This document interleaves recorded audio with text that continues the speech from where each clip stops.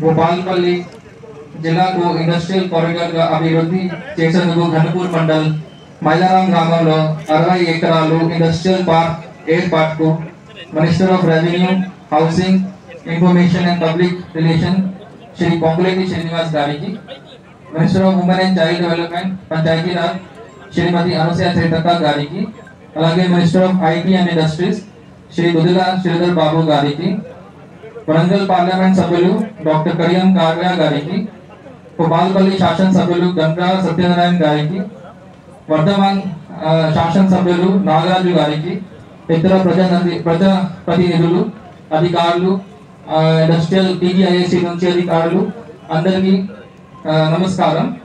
నేడు మనందరికీ ఎంతో శుభదినం. బికాజ్ ఈ జిల్లాలో అభివృద్ధి పథకంలో నడిపించేందుకు 60 ఎకరాలు ఇండస్ట్రియల్ పార్క్ ఏర్పాటు శంకుస్థాపన చేసుకోవడం జరుగుతుంది.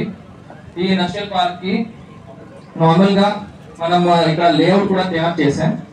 సో ఇక్కడ టోటల్ మన దగ్గర వేరే స్క్వేర్ మీటర్స్ కి ప్లాట్స్ తయారు అవుతుంది. సో 500 స్క్వేర్ మీటర్స్ కి 121 ప్లాట్స్, 1000 స్క్వేర్ మీటర్స్ కి 55 నంబర్ అండ్ 1500 స్క్వేర్ మీటర్స్ కి 21 నంబర్.